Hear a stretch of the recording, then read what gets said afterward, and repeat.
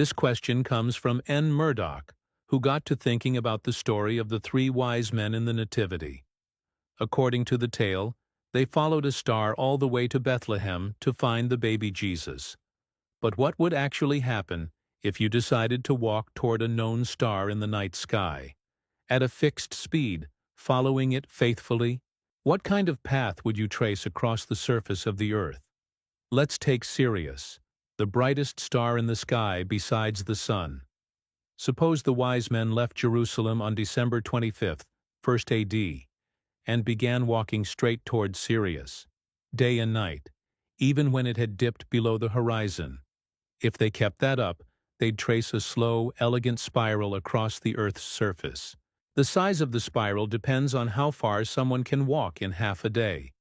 And if we allow a bit of theological flexibility and assume the wise men could walk on water, their path would eventually settle into a repeating loop, a slow, eternal circle, 30 kilometers wide around the South Pole.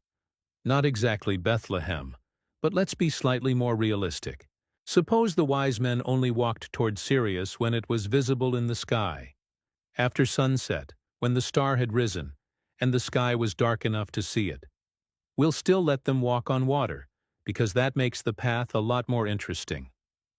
Under those assumptions, something lovely happens. The wise men's route actually takes them through Bethlehem.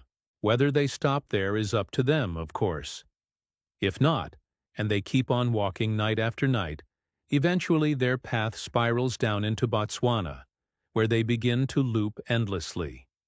These trajectories are based on real astronomical data, including historical star positions from tools like Pi.FM, which helps model celestial coordinates throughout time. It turns out that tracing the real path of a star in the sky and translating that to walking directions on Earth is more complicated than you might expect. As for what the wise men were actually following, that's still an open question.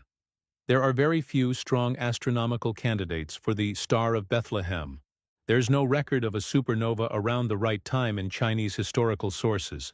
None of the comets or planetary alignments really check all the boxes either. And beyond astronomy, there's plenty of historical and theological debate about when Jesus was born. The date of December 25th, 1st AD is a convenient marker, but it's not likely to be historically accurate.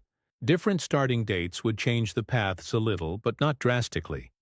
Now let's suppose the wise men were following not a star, but a planet.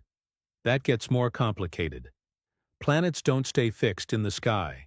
They wander against the backdrop of stars, which is why ancient astronomers called them wanderers.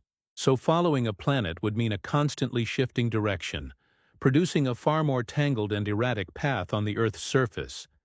Here's where they would have gone if they followed Venus, and here's their journey if they followed Mars.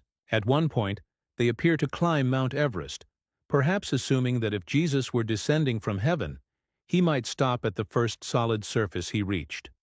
Now let's give the wise men a hovercar, because why not? Suppose they had a silent, smooth, high-speed hovercar that could skim across both land and sea, something that maybe got cut from the Gnostic Gospels during editing. They follow Venus again, this time at highway speed. The path becomes especially strange. At one point, they end up spiraling near the North Pole in October, where both the Sun and Venus hover near the horizon for weeks. The two orbs rise and set, tugging the wise men in slow circles. The result is a bizarre month-long loop, a kind of chaotic polar pilgrimage, or as you might call it, a strange Magi attractor. And that, oddly enough, provides a surprisingly poetic foundation for the story of Santa Claus. Not what you expected from astronomy, is it? But realistically, the wise men probably weren't following Venus. It's one of the most prominent and well-known lights in the sky. As the late Sir Patrick Moore once remarked, if the Magi mistook it for a new star, they probably weren't very wise. Still, maybe they were wiser than Sir Patrick gave them credit for. After all, if you were to walk outside tonight, point toward a bright star near the horizon, and predict that somewhere in that direction, a baby is about to be born. Statistically, You'd almost certainly be right.